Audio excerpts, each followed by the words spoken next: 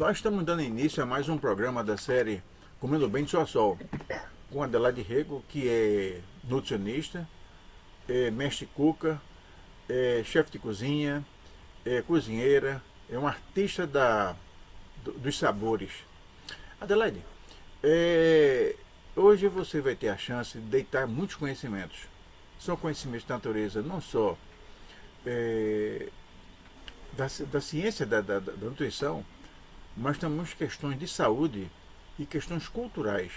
Nós vamos falar sobre alimentos proibidos. E nós sabemos que existem proibições de todas as naturezas. Proibições de natureza religiosas, proibições de naturezas culturais, proibições de naturezas econômicas, proibições de naturezas de saúde pública. E eu queria que você falasse um pouquinho sobre isso. Ô Alexandre, a gente não pode começar a falar de alimentos proibidos sem falar sobre os alimentos ultraprocessados, né?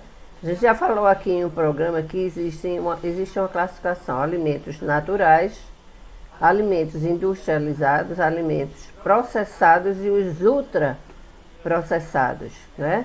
Os naturais são esses todos que a gente é verdura, é fruta, tudo que a gente come in natura, né? Os industrializados têm aqueles que são, por exemplo, um doce de goiaba em calda, né? Ele é um alimento industrializado, mas a base dele não é de ultraprocessados ou de alimentos muito processados, né? Existem os processados, como por exemplo o pão, né? O pão da padaria, que pega o trigo, junta com o fermento, a água, o sal e faz o pão. Existem aqueles que são os ultraprocessados, que são alimentos assim, são terríveis, porque vou falar um pouquinho sobre ele. Esse termo, alimentos ultraprocessados, foi criado pelo epidemiologista Carlos Augusto Monteiro, que é do Núcleo de Pesquisas Epidemiológicas da USP, conhecido mundialmente por essa classificação que ele fez desses alimentos. E ele define os ultraprocessados da seguinte forma: são formulações químicas com pouco ou nenhum alimento e muitos aditivos para dar sabor de comida a algo que não é comida, tá? Então, são alimentos que inclusive, às vezes, têm sabor melhor do que um alimento in natura, né? Eu já visto que as crianças são loucas, né? Por esses salgadinhos, né? Inclusive, existe um filme abordando a obesidade em crianças chamado Muito Além do Peso, e mostra uma sala com algumas crianças e uma professora mostrando frutas. Eles não conhecem quase fruta nenhuma. Aí quando ela mostrava esses salgadinhos, tipo, por exemplo, Doritos, entendeu? Então, infelizmente, é isso que a gente tem visto. E o que é que ele concluiu? Ele começou os estudos dele da seguinte forma: na época existia muitas pessoas, a desnutrição era uma característica, né? Principalmente no Nordeste, né? Aqueles tipos clássicos, né? De desnutrição. E de repente as camadas pobres começaram a ficar obesas, né? Obesas. E por que isso? Como é que pode? Gente que não tem dinheiro para estar comendo tanto assim. Que danada é isso? Era isso, os ultraprocessados, porque eles dão saciedade, eles têm sabor, não é? E eles têm, são às vezes de baixo custo, mais barato do que, por exemplo, um sanduíche, uma coisa assim, né? E enganam a fome, entendeu? Então, com isso começaram a aparecer esses obesos. Quer dizer, a gente sabe que isso é uma influência norte-americana, né? Porque lá, eu me lembro quando a gente viajou em 98 para lá, a gente já via esses obesos mórbidos, né? Os Estados Unidos nunca foram uma referência em alimentação. Inclusive agora eles estão aí fazendo propaganda de uma pirâmide alimentar invertida, que eu já abordei por aqui também, porque a gente sabe que a base da pirâmide alimentar é de alimentos naturais. Ele agora está propondo inverter, botar os alimentos na menor quantidade da alimentação diária e na maior quantidade de alimentos industrializados, gordura animal, que a gente sabe que é saturada, né, que entope até. Como é que é isso? Né? Como é que pode uma má influência dessa? A gente sabe que a má influência não é só política, né? É também nesse sentido. Né? E o que é que esses alimentos ultraprocessados são responsáveis? Né?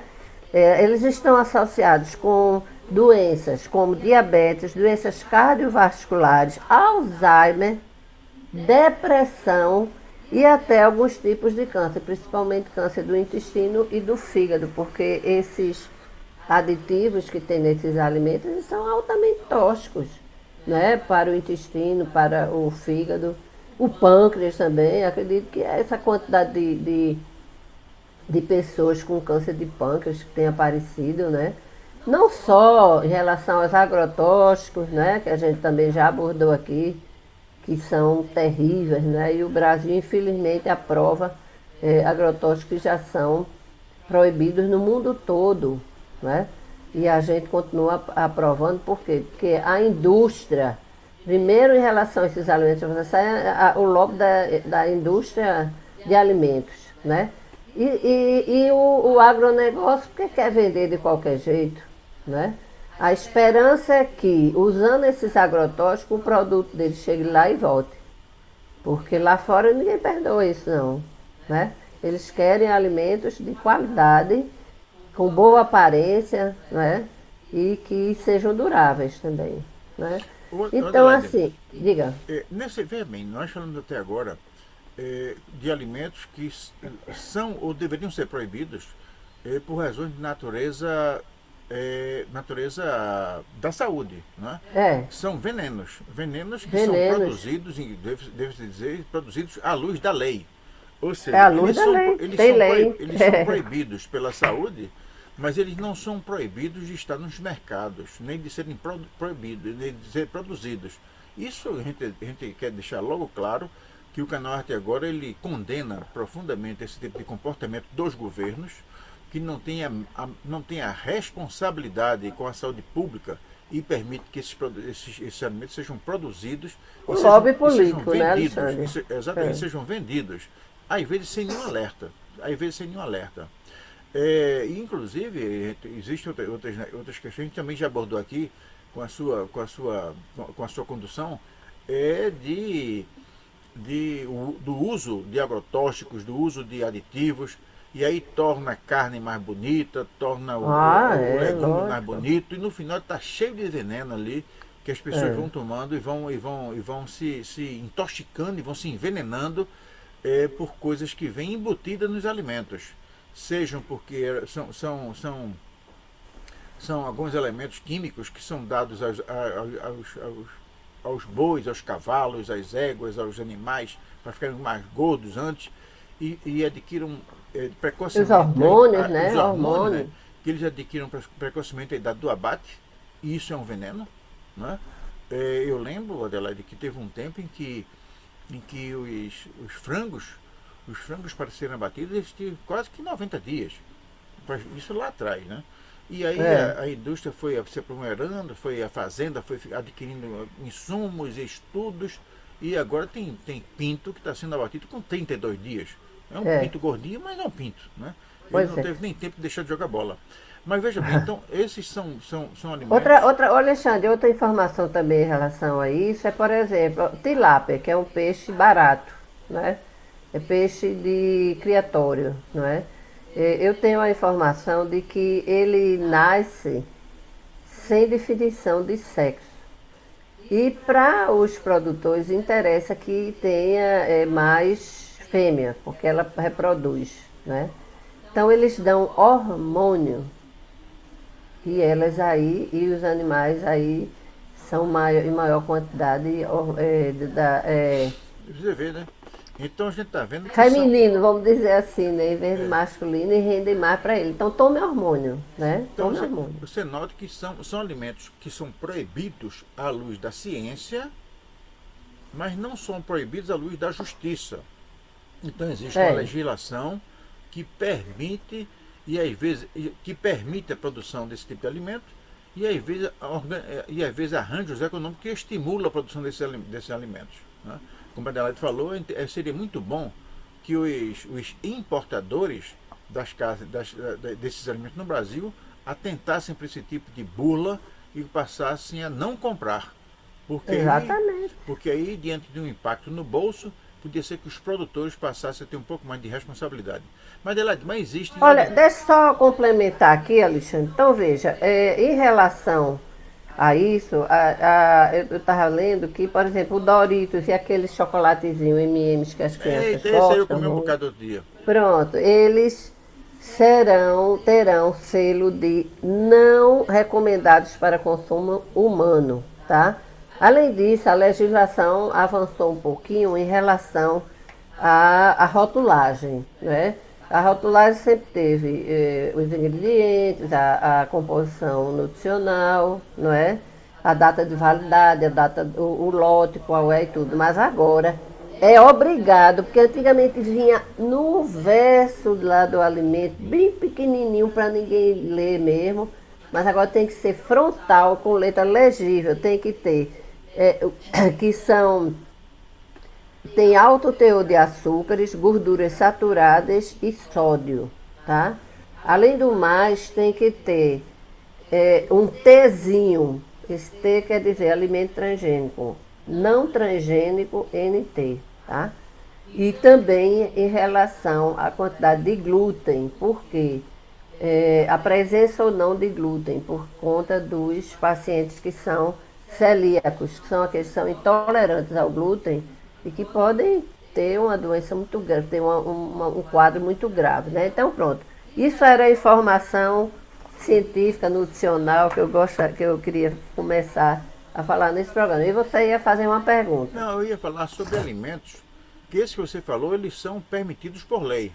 Por lei, Mas infelizmente, né? existem outros que são proibidos por lei. No Brasil, até onde vai meu conhecimento, há uma proibição do consumo de carne de cavalo. Sim, sim. Existem alimentos que são proibidos na lei, a lei proíbe o consumo. Me É. parece que a lei proíbe o consumo de alguns animais que estão com a sobrevivência da espécie comprometida. Existem alguns animais que a É própria... o defeso, né? Exatamente. Defeso. Então eu queria que você falasse um pouco também sobre esse aspecto da proibição legal. Como você bem falou, dentro do defeso, a pesca é proibida, É, enfim. Eu queria que você falasse um pouquinho, comentasse um pouco sobre esse aspecto. certo. O Alexandre, em relação à carne de cavalo, realmente é proibido aqui no Brasil, né? Mas assim, eu não sei realmente lhe dizer por qual motivo, tá? Porque aparentemente é uma carne igual à carne de boi, né? Talvez seja mais dura, porque o cavalo ele trabalha mais com tração, né? E então ele fica realmente com uma fibra mais dura, não é? Na Inglaterra é permitido, existem restaurantes que só vendem comida à base de carne de cavalo e tudo. Por que aqui no Brasil é proibido, eu não sei, né? A gente sabe que às vezes o bicho, o animal, ele tem algum problema e se abate ele, mas não se consome, né? Em relação aos pescados e aos animais tipo caranguejo, né? Também existe essa proibição para não exterminar o próprio animal, não é? Então existe aquela época do defeso, né? A época em que os animais estão procriando ou que estão bem pequenininhos ainda e tudo mais, né? Então, assim, a informação que eu tenho é essa, E né, em existem relação a isso. também os alimentos que naturalmente são venenosos. Sim, Venenosos, por veneno mesmo, veneno do animal. E eu não sei exatamente se existe proibição formal, legal, mas o fato é que as pessoas são proibidas de comer. Eu vou citar alguns exemplos. Quando eu fiz meu serviço militar obrigatório, nós tínhamos lá uma disciplina que era sobrevivência na selva. E nós tínhamos um tenente, um comandante lá do nosso pelotão, chamado Telmo Travassos de Azambuja.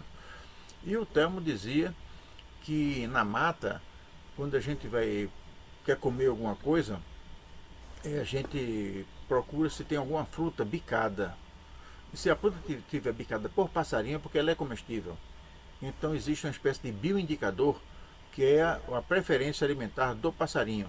E no caso dos répteis, das serpentes, ele dizia que na dúvida se era venenosa ou não, tirava um palmo, eram cobras enormes, né? Tirava um palmo da cabeça, um Da palmo do cauda. rabo e comia o resto, né? Se a cobra for muito pequenininha, se tirar um palmo da cabeça, um palmo do rabo, não tem sobra mais nada, mas então deixa para lá. E aí eu queria falar também desses alimentos que são naturalmente venenosos. É o caso de alguns rãs, é o caso de alguns sapos, é o caso de serpentes, é o caso de alguns vegetais. E eu queria que você falasse um pouco sobre isso. Olha, Alexandre, existe um peixe chamado cioba, né, que é saborosíssimo e que ele é natural aqui do Nordeste. Mas ele tem uma época em que ele desenvolve uma toxina e que não se deve consumir. Mas eu também não sei dizer a você. Provavelmente não é no verão, porque é quando eu era pequena, a minha família veraneava em Piedade, e no janeiro, fevereiro e março, e minha mãe ia para a beira da praia, quando vinham os pescadores com a jangada e com a rede, né? E ela levava a cioba para cá, que é um peixe saborosíssimo, né? Mas eu acredito que é no inverno que ele produz essa toxina e que por isso não deve ser alimentado, né? Aqui no Brasil a gente nem tem hábito de comer réptil, né? Isso a gente não come aqui. Lá pro lado de Paulo Afonso, eles vendem carne de jiboia, mas eu acho que a gente aqui tem um preconceito muito grande com esses Tem um répteis, tal né? de teju. O francês, ele come com frequência carne de gia, né? Aqui a gente já vê, quando a gente vem de Gravatar, lugar que vende carne de... Mas eu, por exemplo, não tenho vontade de comer, porque eu tenho muita aversão a rã e tudo. Então, para eu comer um bicho desse, vai custar muito. A não ser que eu não saiba. Ô Adelaide, veja bem, então nós vimos aí algumas proibições. As proibições que são formais, as proibições que deveriam ser as proibições de natureza de saúde pública, as proibições que são formais estão na lei. Agora nós comentamos rapidamente sobre as proibições que deveriam ser naturais por conta do animal, do vegetal ser venenoso. Mas existem Sim, outras proibições que eu queria também que você comentasse um pouquinho. As proibições de natureza cultural. Ou seja, certo. eu lembro que quando eu era criança, os meus pais faziam com que às sextas-feiras lá em casa se comia peixe. Ou seja, os outros alimentos eram proibidos. Era. Na Semana Santa existe um dia que é proibido carne. Existe algumas religiões que proíbem o consumo da carne de porco. Então eu queria que você falasse também um pouco dessas proibições. Aí é mais de natureza religiosa mesmo, de culto, não é? Bíblico, não é? Na questão da religião católica, é porque a Bíblia informa que nas sextas-feiras deve-se evitar carnes, né? Comer só pescados. A gente continua com esse hábito, embora que de forma mais fraca, né? Com essa coisa de na sexta-feira não poder comer carne, não dever comer carne. Agora, proibição mesmo que se fala na Igreja Católica é não comer carne na sexta-feira da Paixão e também na quarta-feira de cinzas, né? Nem carne, nem nenhum produto de carne bovina, né? Pode comer peixe, pode comer frango, mas a carne bovina não, né? Então, com isso também, presunto, mortadela, embutidos que a gente já não deveria comer de jeito nenhum por conta dos aditivos, né?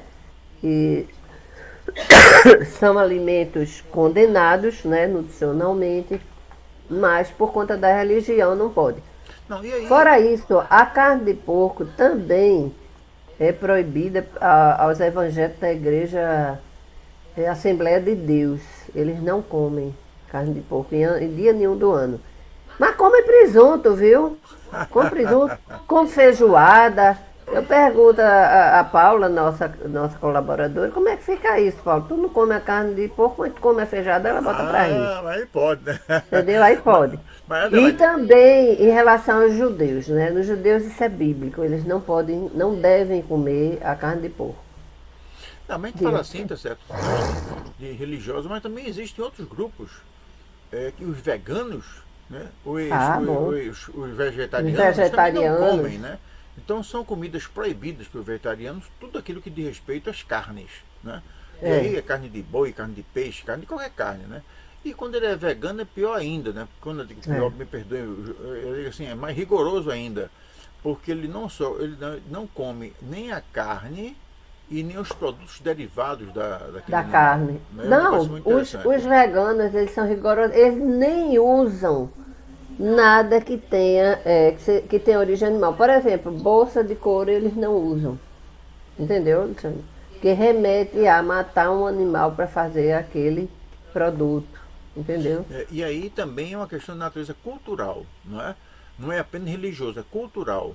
E existe um outro tipo de proibição que eu também que você comentasse rapidamente, com relação àquelas proibições que foram impostas, são proibições culturais, mas impostas de forma artificial nas pessoas. Não por questão de obediência, mas por costume mesmo. Por exemplo, os fazendeiros, para proteger a produção de leite, diziam para os escravos que o consumo de leite após a manga era mortal. Então É, servia manga para os escravos comerem manga e depois que mostrava o leite. E os escravos que não queriam morrer não tomavam leite e não existe nada, uma coisa a ver com outra. Eu queria que você comentasse um tem pouquinho não. sobre isso. Não, é isso aí, né, Alexandre? A gente sabe que era questão de conveniência dos patrões, não é? Da mesma forma que o pessoal, né, principalmente os escravos, né, eles comiam o quê? Sarapatel, né, feijoada, porque eram as partes do boi, do cabrito, né, que não interessavam aos donos da casa. Era dada, depois, olha, ficou uma coisa bacana, uma feijoada, um sarapatel, uma buchada. Isso Oh! é, hoje em dia é uma É iguaria, um não é? manjar, é um É o manjar. manjar dos deuses. Mas antigamente era porque era o que não se queria, né? Que dava-se a criadagem, né? Vamos dizer assim, para preparar, porque não convinha ao pessoal da casa grande, né? E Adelaide, essa história do leite é interessante. Tinha com a manga e também com abacaxi, também, né? também. Eu tava Passando o abacaxi, que eu passando abacaxi, tomei eu tomei leite, leite, ó, que coisa. né? Pois é. Agora Diversamente era outra passando coisa. leite, eu comi abacaxi, diz. Também, Alexandre, existem preconceitos assim criados pelo populismo mesmo, né? Por exemplo, eu trabalhei em hospital e quando eu visitava as mulheres na maternidade que tinham parido seus bebês, elas não comiam abacaxi. Elas diziam que abacaxi fazia mal. E como abacaxi era uma fruta que a gente usava, existia uma programação, não é, de frutas para o dia, naqueles pacientes com dieta normal, porque existem os pacientes que têm dietas especiais. Aí a gente já não vai falar, porque são coisas bem particulares. Mas existia a dieta livre. Então as mulheres da maternidade não tinham nenhum problema digestivo e elas iam comer a dieta livre. Quando era abacaxi, elas não queriam. A gente tem que fazer a substituição e a gente sabe que a fruta é importante. E também em relação aos pacientes de vascular, né, da clínica de vascular, eles não comiam inhame. Diziam eles que quando comiam inhame, aumentava a produção daquela secreção que sai naturalmente das feridas vasculares. Então, assim, existe muita Olha lá, e ainda modismo não é de modismo, é preconceito que se preconceito, mas cria. ainda nessa vibe, e com relação às comidas remosas, que também alguns dizem que são proibidas, o cara não come pata porque está inflamado. Como é que é esse negócio da comida remosa? Normalmente o que eles classificam como remoso é carne de porco, né? É, em relação a pacientes com problemas vasculares, aquelas úlceras vasculares, era proibido lá no hospital o paciente comer aves, porque dizia-se que existe uma escola, principalmente na França, que diz que a carne de aves ela aumenta a produção de linfa e com isso aumenta aquela secreção que sai daquelas feridas, tá? Então isso aí também tem alguma coisa de estudo, né? Já tem alguma coisa de estudo, né? Mas você me perguntou Perfeito. sobre Não, e aí são muitas proibições, né? Então, muitas, nós já muitas vimos aqui coisas. também, quando nós discutimos aqui no programa sobre as comidas de final de ano, a Adelaide trouxe uma informação que pouca gente sabia, né? Que o peru é evitado comer no dia se come no dia de Natal, mas se evita no dia de ano porque o peru cisca para trás. E aí Fica nesse para caso, trás, isso é preconceito, e né? aí nesse caso então existe uma proibição das aves nos jantares de fim de ano, não ser o pato, que o pato não tem não cisca, né? O pato é O aí pato o pato pode comer o pato. Mas Adelaide, eu é. queria que rapidamente, nós estamos chegando ao final do nosso programa, você comentar sobre a pior das proibições. A pior delas é a proibição pela disponibilidade de recursos, é a fome que é causada pela falta de dinheiro do povo. Então as pessoas têm a vontade de comer, sabem que pode comer, mas não comem porque não tem dinheiro para comprar. Então são Exato. aqueles alimentos que o preço é um preço que está acima da possibilidade das pessoas comerem. As pessoas podem comer peru, mas não compram o peru porque o peru está caro. Eu queria que você comentasse É. um pouquinho sobre isso, quer dizer, as comidas que são proibidas pelo preço. Esse aí é bem interessante, né, Alexandre? Porque realmente o poder aquisitivo é quem vai demandar. Se você pode comer uma carne melhor, uma carne, não é? Embora que hoje em dia se valoriza muito as peças de carne ditas de segunda, não é? Então existem assim muitas preparações com carne de boi de segunda que são bem mais baratas do que, por exemplo, filé, contra filé, não é? E também em relação às aves, né? Preparações com coxa, com a coxinha da asa, que antigamente era uma coisa assim bem que as pessoas não valorizavam, né? Mas isso aí é uma coisa muito séria, principalmente nos governos, né, que não se preocupam com o estado nutricional das pessoas, não é? A gente sabe que, por exemplo, o liberalismo ele não se preocupa com isso, é cada um por si e Deus por todos, né? Já um governo humanista como o que nós temos atualmente, ele se preocupa com a fome, se preocupa com a insegurança alimentar e nutricional, não é? Porque às vezes a pessoa tem um alimento, mas não tem segurança nutricional.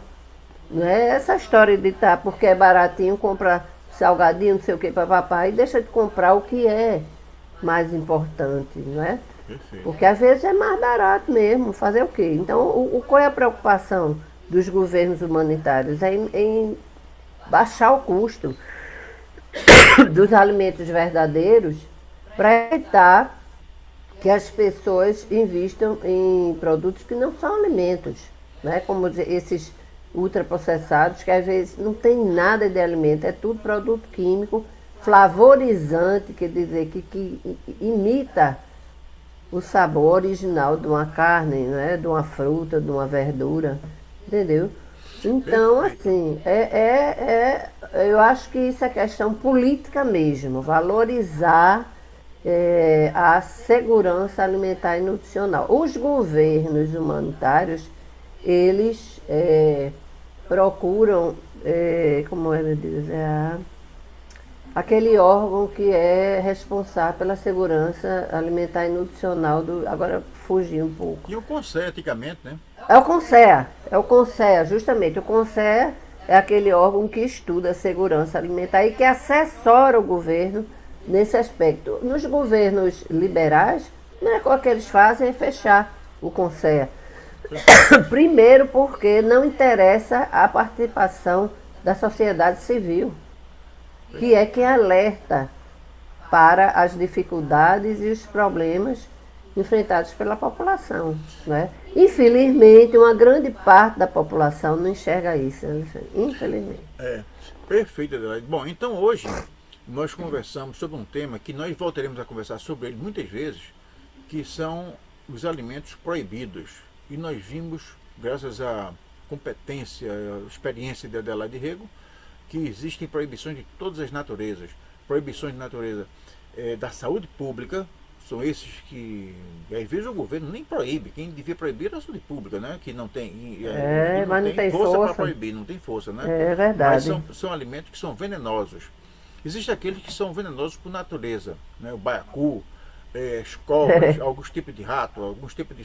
Eles são por si só. Por eles mesmo, né? Por eles mesmo. Né? Alguns são, sei lá, o bicho ele é o aroá, que é o portador da extossomose, enfim, eles são venenosos, né? Também são outro tipo, né? Um outro que é aquele que são as proibições de natureza cultural, ou de natureza religiosa, ou não, né? E aí nós vimos que os judeus têm um tipo de proibição, os católicos têm um tipo de proibição, os evangélicos têm um tipo de proibição, o pessoal os muçulmanos têm um tipo de proibição, enfim, todo mundo proíbe.